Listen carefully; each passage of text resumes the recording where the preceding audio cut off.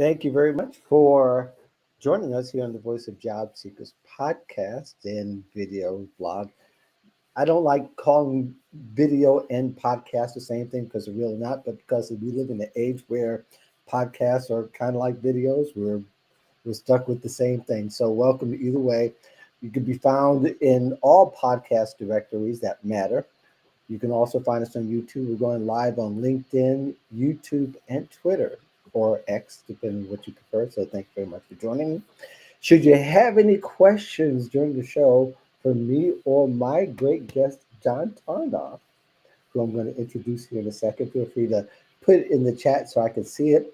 We're just going to spend a few minutes talking about the three elements of career building framework that John has for boomers, or I should just say older folks, or just 45 and older. Depends what flavor you deserve or want to have, but nevertheless.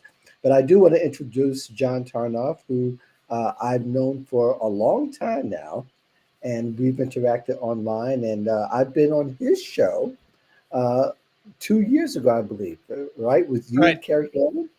That's Yeah, right. it's been 2 years. Second act show. So, Yeah. yeah, so I really appreciate you coming on my show. Again, John, you can see in his lower third, for those of you on the podcast, he's founder of the Mid-Career Lab, executive and career coach. He's also has a LinkedIn learning course. You have several LinkedIn learning courses, isn't Yeah. that right, John? For them. Yeah. You have four of them, right? And he's also an author of the book Boomer Reinvention: How to Create Your Dream Career Over 50. Now, you might have seen this face before. He's been on some national networks and he was pushing his book and looking great too. I thought that one appearance on CBS Morning was fantastic. He had great Thanks. outfit and great presence. So, want to welcome you to the show. You're in California, isn't that right? I am in Los Angeles. Yeah. Pasadena, actually. Pasadena. Yeah, love it. Love it. I've been there before. And what's interesting, I did not realize how close Los Angeles and Pasadena are pretty much tied neck and neck together. Right. Well, it's this big kind of LA basin megalopolis, and all of these cities have grown together over time. So yeah. So Pasadena and Los Angeles kind of butt right up against each other, and a whole bunch of other little cities around Pasadena. But Pasadena is kind of like the center of what is known as the San Gabriel Valley. So it's kind of on the northeastern edge of Los Angeles. Right. Now, do they still host? I went to the theater where they had the Oscars. It was once held in Pasadena. Is it still held in Pasadena? I'm not sure if it's ever been held in Pasadena. It's held in Hollywood at the I'm not sure what they're calling it now. It used to be the Kodak Theater. It's now I think the TCL. Um, Okay. and for many years it was held, I think originally in the Pantages Theater, which is on Hollywood Boulevard, one of the kind of premier old Hmm. kind of movie palaces, and then it was downtown at the Music Center at the Dorothy Chandler Pavilion for many years. So it kind of moves around. Okay. All right. Well, let's get right into it. Yeah, Um, let's talk you, about you careers. have three elements of career building framework, basically geared towards older workers, Yep. those who are 45 plus. And you've been working with hundreds of them over the past few years, and so you know that landscape very very well. These recent times, what would you say? And this is a little bit out of the box, but what would you say the biggest difference in your coaching now as opposed to pre-pandemic? Interesting question. I think that the pandemic was an accelerator on a lot of levels in many areas of business and life for most of us. And I think that Hmm. trends that were kind of maybe simmering or under the radar at the time Hmm. really were pushed to the forefront. Okay. And I think that in career, this whole question of working from home, what's the value of the work that I do? How is that Hmm. being recognized? How can I best deliver it? That question really has changed the game not just for mid-career professionals, but really for everyone in the For everyone. workforce. And I think that Right. there has been a shifting, a power shift here Hmm. around what it means to work from home. And on the one hand, you have traditional employers who are saying, no, we got to go back to the office. And employees are saying, why? I worked for 2 years from home, got my work done. Yeah, there's some trade offs, but basically the idea of this binary, either you're in the office or you're working remotely, we're now trying to navigate and negotiate what hybrid Yeah. work is, because I think that really is, particularly for knowledge workers, that is the future. Is Sure. uh, some set of principles around how much can you get done at home, when do you have to be Hmm. in the office, right? And Right. how do you provide that value? And the distinctions that I make about mid-career work versus earlier work, earlier career work, or entry-level work, is that mid-career professionals, so 40 plus, 45 plus, 50 Hmm. plus, are bringing significant background, experience, insight, strategic ability to their work, and that changes the game for Hmm. everyone. Yeah. One of the things, and I'll just say this and just open this up to your next question. One of the things that Okay. I think is important for people to recognize is that at this stage, the criteria that we use to grow our careers, develop our careers, express our value in the marketplace, it's a different deal, right?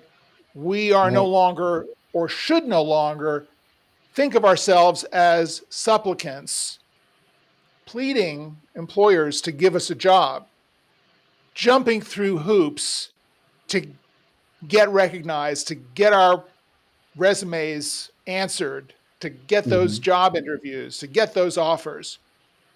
We have something more to offer. We have value. This is a negotiation, or should be a negotiation, between equals, between peers, to Hmm. determine whether we are the right fit for them, but just as important, to determine whether they, the employers, are the right fit for us. Hmm.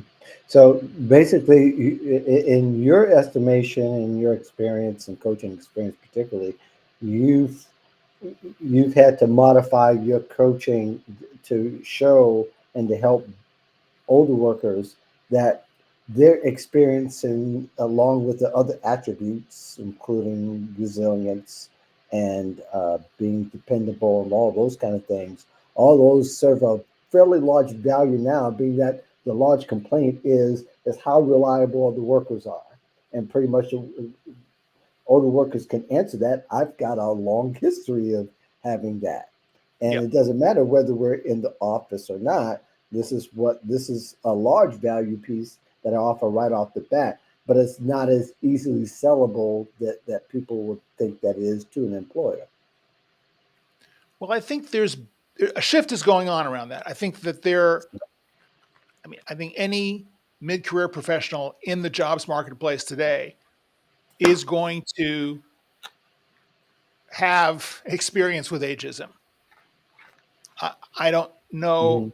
anyone, certainly in kind of the public sphere, or certainly in my practice and in the mid-career lab community, which I've started to function as a kind of a clearinghouse and a hub Hmm. for these conversations.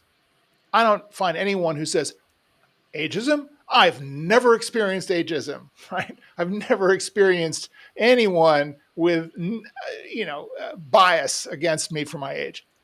Yeah. Pretty much everyone's getting it one way or another.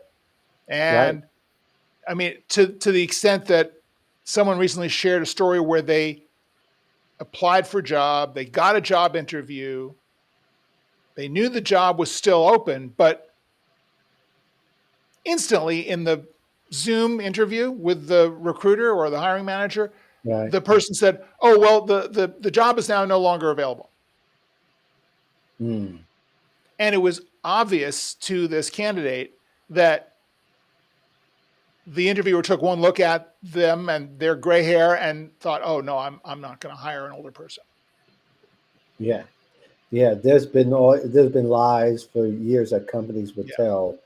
Um, it's funny how people will say, "Well, they aren't lies." I said they are lies because sometimes it's bold faced lies.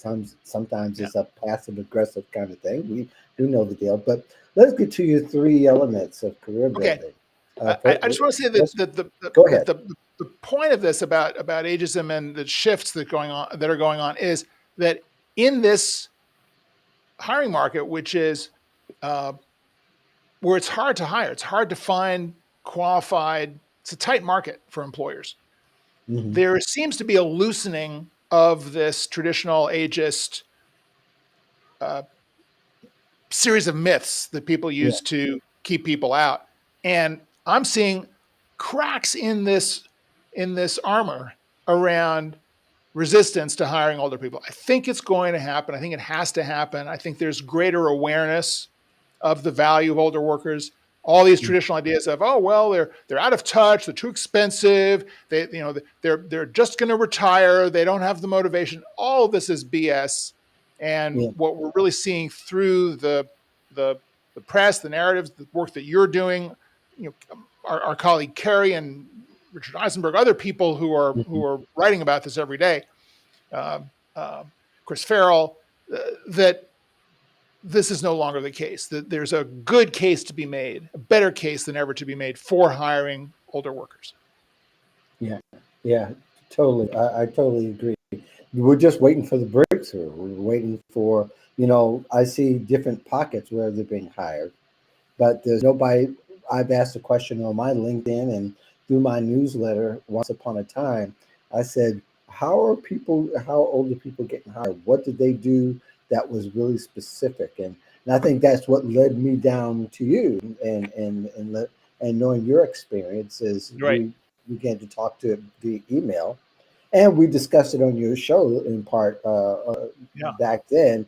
Are what are the things that are really working Right. Right. for older workers to get Yep. hired, to stand out, to Yep. make themselves be a desirable hire. Right. I think the and this gets into your question about this three elements Hmm. career builder framework that I've kind of come up with over the course of the last doing this for the last 10, 12 years to figure out, okay, so is there a better system than the system that we were raised on, which is no longer working, which is Right. uh, polish up your resume, send out your resume in a cover letter, and wait for them to call you for an interview. Hmm. And that used to work. But it's been, 15, 20 years since that actually worked because hiring system is broken. Recruiters and Hmm. hiring managers are overwhelmed, too many applications. Things are changing too fast. Job requirements are changing. People don't really know, I think, what they want. Um, and Hmm. kind of parenthetically, if you've ever been a hiring manager and you had a position to fill and HR said, okay, I need a job description to put up on the post, it's like the worst thing imaginable to have to write a job description to just what does this person do, right? So I think Right. a lot of job descriptions are kind of bogus and done in haste. So it's really hard for a candidate to figure out whether or not they're the right fit for the job based on the job description. Yeah, just don't So say too loud. Recruiters may hear you and take it's offense. But okay. oh, It's yeah, okay. I know, I know. It's okay, I've been but I know subject there's to some the of my ire time to the going. ire of They go, recruiters. oh, here's somebody else. I think there are some tremendously fantastic, capable, responsible recruiters who are advocates for candidates Hmm. and who really genuinely want to find the fit. And I think there are recruiters who are just kind of filling out order sheets. So I think there's a range, right? In any business, there Right. are people who have integrity and there are people who don't. So it's not Hmm. about recruiters generally. It's just about how people The do their process. jobs. The Right. process. Yeah. So, so, but in this climate, I've been trying to figure out, well, what is a set of best practices that we can follow to up our game as candidates Hmm. and really represent ourselves in a way that will draw the attention, not just of hiring managers and recruiters, but of other peers and colleagues who want to help us. How do we set this up? And how do we create what is essentially a flywheel? The idea that you have a system, you work at the system repeatedly, day in, day out, to build this leverage. And over time, it gets easier and easier to keep this thing rolling, such that in the career context, this flywheel means that your presence is out there continuously generating interest, generating feeds and leads for you as a candidate, even when you are in your current job. And you may be very happy in that job. You may be unhappy in that job. If you are unhappy in that job, your flywheel, your career flywheel, will be generating opportunities for you. So that was kind of the idea of the 3 elements methodology. How do we get this rolling, right? So the 3 elements are this. Number 1, define and express your superpower. And for me, the superpower is that particular unique combination of skills, talents, experiences, insights, preferences, all the things that make you you as a candidate. How do you define that? How do you express that? How do you communicate that to others who want to know, what do you offer? What do you deliver? Are you a candidate? Are you someone that I want to refer to other people, right? So that's the number 1 step, is to figure that out. And the second step is, now that you've got that superpower defined, and you're going to use your LinkedIn profile, which is the number 1 career tool we have. The resume, to me, is secondary to your LinkedIn profile. Your resume is great, but it's a leave behind. It's the document you use to kind of put yourself into their system so they have you on file. Right. But they're going to look at your LinkedIn. The first thing they're going to do when they hear your name and someone says, hey, check this person out, it's not, okay, well, wait for them to send me the resume to check them out. No, you're going to go to LinkedIn. You're going to see what their profile says. So you want to make sure that profile is completely tricked out and persuasive and eloquent about all of the things that you do, what you deliver, not just what your responsibilities and roles are, but what you've actually accomplished. That gives you the leverage to start working on the second element, which is building a community. It's not enough to just have a network of, in the LinkedIn jargon, 500 plus connections, right? Everyone has 500 plus connections on LinkedIn. That's kind of like the gold standard. What does that mean? My line is that a network will stand by and watch you fail, but a community will pitch in and help you succeed. And the distinction between the network and the community is that the community is that subset of people in your network who are aligned with your way of thinking, have some kind of investment in your success, just as you, as part of the community, should have an investment in their success. So you're building this kind of inner circle of people who are all kind of on the same wavelength with you and you with them. And that group of people is where you want to concentrate your career efforts so that you can get connected and referred to opportunities. So that second element is figuring out who's in that community and going through your existing network and building on that network with people who fall into that community characterization. Okay. And then the third element answers the question that everyone always has about networking, which is, okay, so I got all these people in my network. I need a job. What do I do? Do I email them every 2 weeks to find out what's going on? If they've heard of anything? And the answer to that is, of course, no. It's annoying. People see that coming. They don't want to just be always hearing from you about, hey, what have you heard? What have you heard? Anything for me? That's the wrong way to go. Mm-hmm. What you want to be able to do is develop a level of communication that's going to essentially be inbound marketing, where you're drawing attention to yourself through what you're putting out into the world. So the key to that, the third element, is professional branding through thought leadership. And thought leadership is standing up for what you stand for.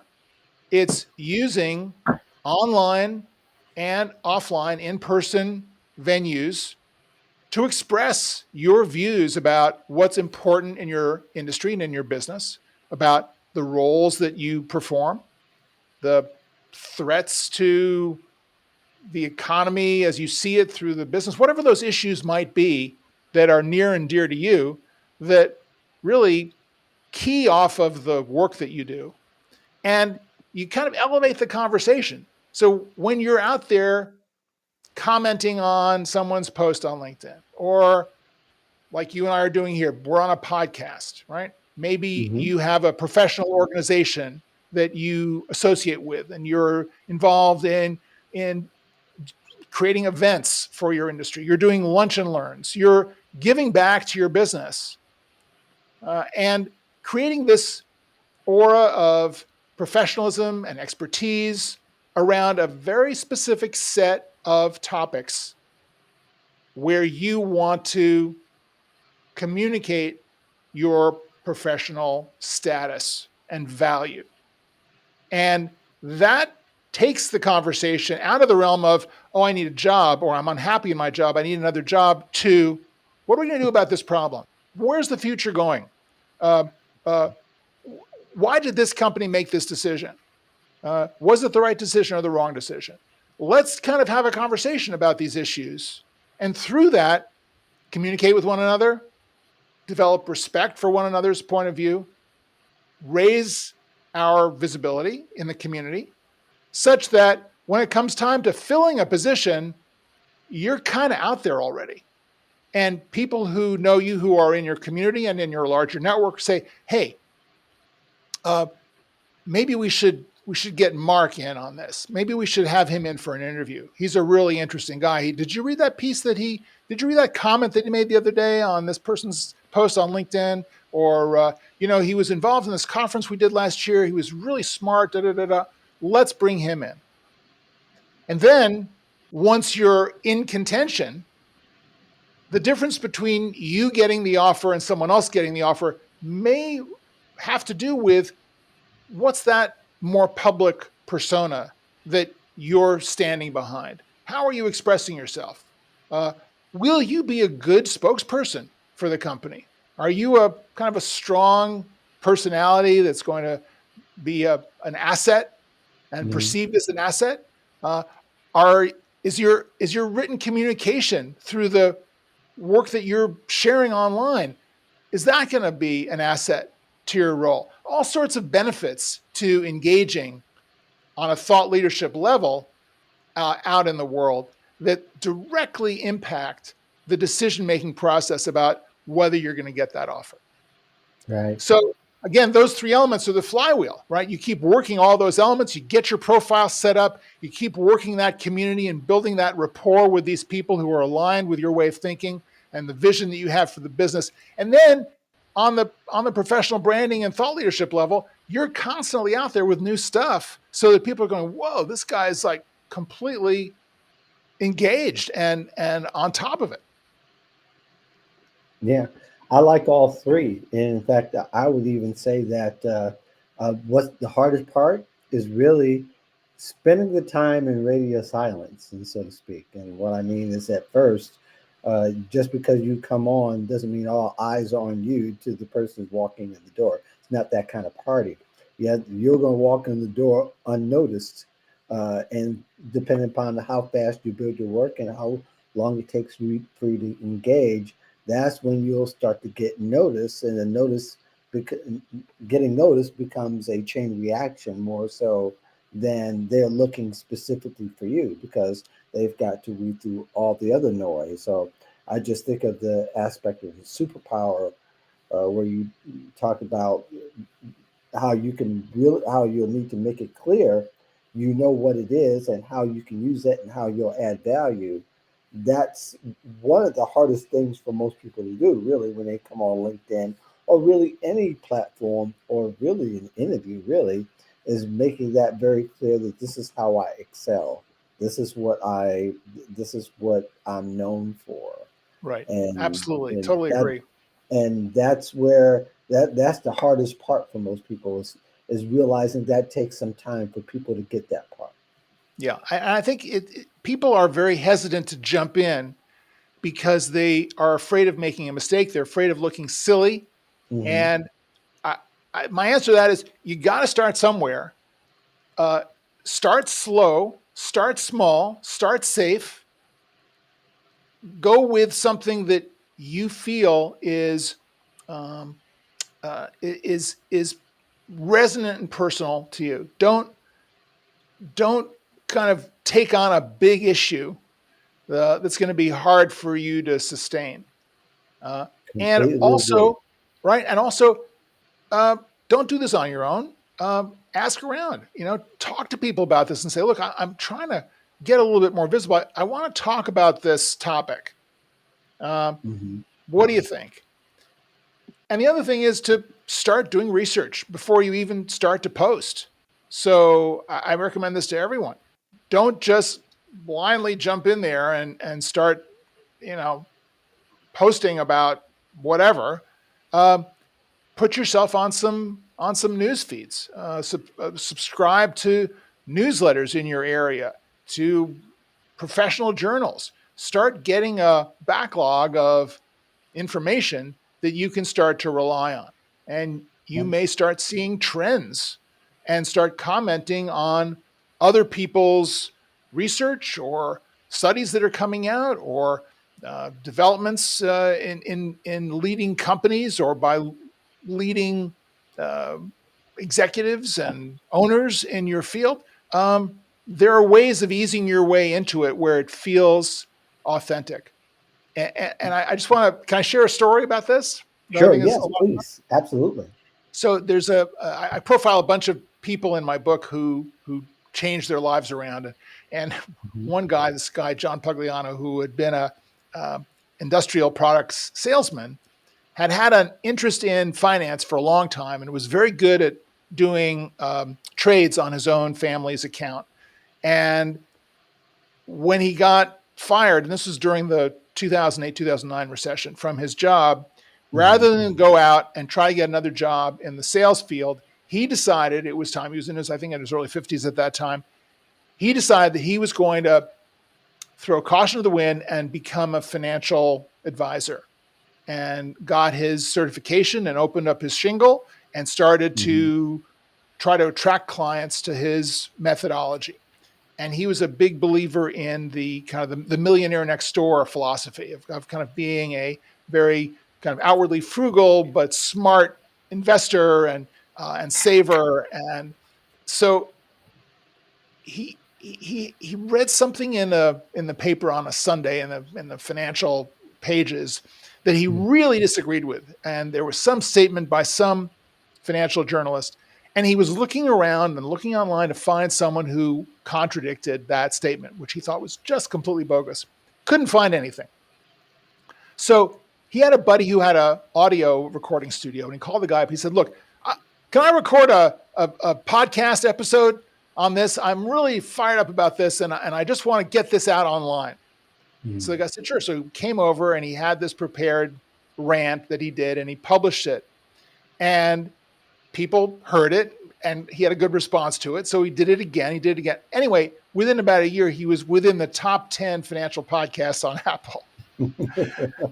And it became this really important thought leadership anchor for him, because when he was looking to sign clients, and they would say, "Well, why should I sign with you?" And he said, "Look," he would say, "listen to my podcast, listen to old episodes of the podcast where I talk about the economy. If you, and then compare them with where we are today. If you feel that my predictions and my advice from 6 months ago or 9 months ago was accurate or in line with your thinking, well, that gives you a pretty good indication about whether you want to work with me and have and entrust your savings to me. So that Right. became a very kind of a sharp and insightful way about using his thought leadership to Mhm. support his business. Yeah, and I think that when you don't always have to. People worry about who people disagreeing with him, and really, the best boxers aren't afraid to get punched in the face to punch somebody in the face back. You know what I mean? That's right. That's But right.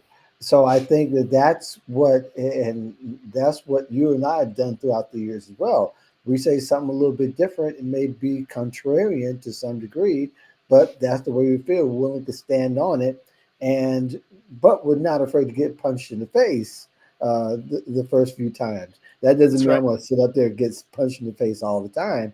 But Right. having Well, said that, though, but yeah. that's a part of it, which leads to your next point about building community. Is that when you have that community aspect, you get a lot of intel, and you're able to use that in a way to make yourself attractive to someone who's looking on that might want to say, "Hey, can I work with you? Can I obtain your services?" Or a recruiter say, "What you said was a little different, but we like to explore that." So I think by that, you build community, but you also get the benefit of the aspect that building community really travels in this day and age. Not so much Absolutely. that you're the solo, that you're a solo act, but you're able to build thoughts around you to inform you and to also help amplify others as they're doing the same thing as well. Yeah.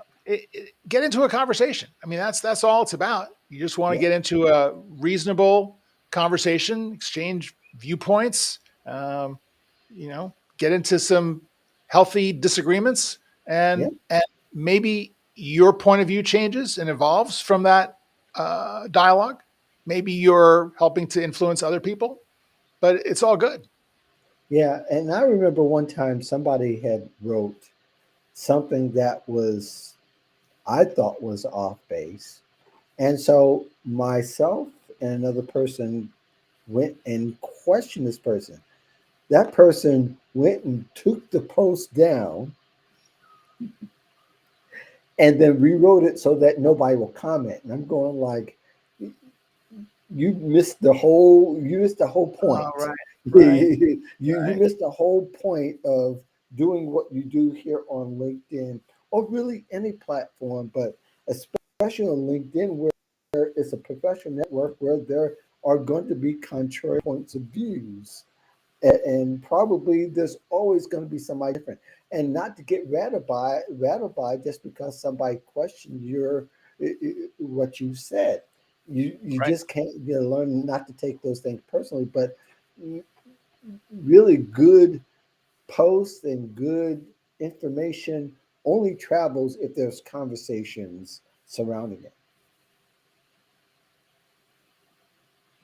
So I think in your third point as well is talking about branding. That piece goes to branding as well, and that when you're known for that, whether it's different than everybody else or not, people will start to respect if you're consistent, especially people will respect where you're coming from, and Right. that that brings about other opportunities. You might even have some other stories or some other instances where, like your first has actually happened, where they got somebody else saw what they wrote and saw the reputations that they had, because branding basically is reputation, right? So and then you get seen and you also get heard, but you also build opportunities along the way. It may not be quick opportunities, but there's some opportunities I've had business wise that took 3-5 years to develop. That's right. And I think we're in this kind of quick fix, quick turnaround culture, Yeah, but these things do take time. And I think that one of the things that is a bit of an accelerant to counter all of the uh, statistics, the real statistics about how it takes longer to get a job when you're older, Mm-hmm. all of these factors. Um, I think that part of the reason for that is that when you're older, people expect more of you. Mm-hmm. And you can't just walk into a job opportunity and expect them to make the same kinds of decisions about you that they did when you got your last job. Right. Uh, so I've often said to people, if you lose a job and you've been in that job for 10 years, don't turn around and apply to the same job that you just walked out of, because like it or not, they're Mm. probably going to hire someone or want to hire someone who's like you when they hired you. So younger and cheaper and less experienced. You Yeah. know, Yeah. don't be applying to jobs where you've got 20 years experience and the job requires 7. And Absolutely. if that job, with a caveat, because this gets into the quote unquote overqualified question Mm-hmm. that I get a lot. Yeah, you may be overqualified for many of the jobs that you apply for. And there's going to be some possibly justifiable suspicion that you're in this job because you need the job, not because you want to do the job, or worse, that you're in the job as a stepping stone to get something else in the company that you really want, but you don't really want that job. So it's incumbent upon you, if you really do want that job, to share why it is that you want that job. Because most people who are younger, who are still climbing that success ladder, don't really understand that when you get to a certain point, you've done a lot, you may not want to do those higher level jobs anymore. Right. You may actually reflect that, I've climbed the ladder, I've had the responsibility, I don't want that anymore. I actually want to go back to doing something out of everything that I've done that I really enjoyed. And I now know more than I've ever known in my life that this is really what I want to do. And here are the reasons ABC. If you can communicate that to your prospective employer, they may, they may have this epiphany about, oh my God, so this person really wants to do the job. Well, how can I say no? They know the job, they're mature, they're stable, they can mentor other people on the Right. team, right? They're not a threat to me as the manager or to the manager of that position or that department. Oh my God, they're like the perfect answer to my prayer, right? Right. So a lot of that falls on the candidate to properly contextualize the reason that they want that particular job. Yeah, and it doesn't come through mass applying. You're gonna get to the ground to where you want to cover through a lot of conversations. Right, And a lot of those conversations aren't necessarily going to be in an interview setting. They're going to right. be with people who are in your community, your Yep. peers, your ex-colleagues, Yep. and then going down the line. But for a lot of us who are older, who fit that mode, uh, we aren't afraid to have those conversations as opposed to, and that's probably one of the, I think, great advantages of being older. We know how to have, we know how to mine for information through people, as opposed to younger generations. They try to use all the other things that everybody else is using, like the internet. It's sort of like when, I don't know if you remember Buck Rogers, Of how course. Buck Rogers, everybody else was using technology. He says, "I'm going to turn off the radar," and he was able to get all these, shoot all these ships down because he went through analog and not through digital. And in kind of the same way, older workers know how to use the analog really well, and they know how to use it in a way. So it's very organic to talk to people, and I think it's easier for people to remember other people when they've met them or they've had that one-to-one conversation, and you know how to navigate those conversations, get to where you want. So it's not going to be through the traditional interview that you'll end up in that position, because really interviews is just focused on that one job, as opposed to you had conversations. You can kind of mine for the goal to see where that actually will lie for you. So, all that being said, John, did you want to wrap up your three elements with anything else? No, I mean, I think that's it. I think you really want to be proactive at this Yep. stage in your life. Uh, I'll tell you something that got me into trouble over the past few months on LinkedIn. I did a post about how the LinkedIn green circle open to work message Yes. is a Yes. passive signal, and how everyone on LinkedIn is open to work. So rather than expecting people are going to see that signal and just offer you a job because you're available, you need to do more, right? You need to stand up again for what you stand for. You need to have a really clear representation of your value and your deliverables on your profile. You just can't rely on the old ways of doing it and expect that the universe, the employment universe, the hiring universe is your friend. There are a lot of, again, positive recruiters out there, but then there are a lot of unscrupulous people as well. And you just want to be as proactive as possible about putting your best foot forward, really explaining what it is that you do, and reaching out to your community, really getting into dialogue. Uh, Mhm. don't create the impression that you're sitting home waiting for the phone to ring or an email to hit your inbox. Yeah. Yeah. I remember I wrote on that post. I You had did. differed with you with it, but I understand what you're saying. I think, but yeah, people shouldn't depend on one way to get a job. They shouldn't just do just the open to work and just the applications. You've got to do a variety of things and keep tapping on. Even if there was a 5% chance of you getting a job because of this, of one methodology, you'd still do it because Sure. it's a collective effort. It's not just going to be a one magic pill that's going to solve all your problems and to get noticed. Because if you notice how people will say, "Well, I got a job this way," and it doesn't work for the majority of everybody else who might want to try it, except for maybe one or two others. Uh, that's not to say it works, but not everything works for everybody. Right. But you got to also listen to what's being said and the information you get from around you from other people who might even have more insight than you. So, John, I thank you so much for coming on. And how should people contact you should they want to know more about you and what you do? Right. Well, the easiest thing to do is to look me up on LinkedIn. I'm, I think, the only John Tarnoff on LinkedIn. And you Mhm. can find my profile there. You can also find my website, johntarnoff.com.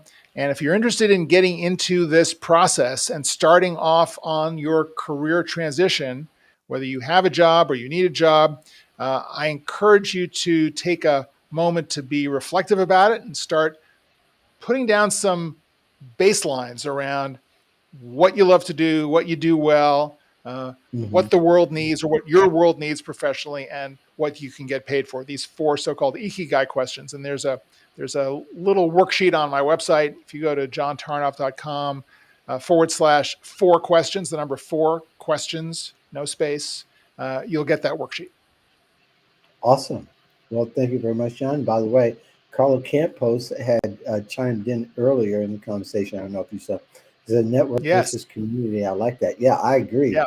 Totally, Thanks. that is the way to get. Because again, when you talk about LinkedIn, the whole idea is to get visibility. The more people you let know about your work or your need for work or any Right. type of need for work, the better chances that you may get the right connection that leads you the right way. If nobody knows, then of course you diminish those chances. So definitely, community is the way to go, and it's a little bit easier to think about networking. Because I think people get intimidated by that. In the meantime, I want to thank the rest of you for joining me on this podcast and this video. If you want to know more about me, you can go to thevoiceofjobseekers.com. Again, I'm Mark Anthony Dyson. We're here with John Tarnoff today, talking about the way boomers can get into the workforce. He lists it three ways, and I definitely want you to go back if you're catching the end of this and listen to the beginning. You can expect this in your podcast directory probably in the next week or two. Uh, Also, you can catch the lives again right here on LinkedIn or Twitter or on YouTube on my YouTube channel, which just look for Mark Anthony Dyson. Meantime, peace in the valley of love. Thank you very much for joining me and have a great day.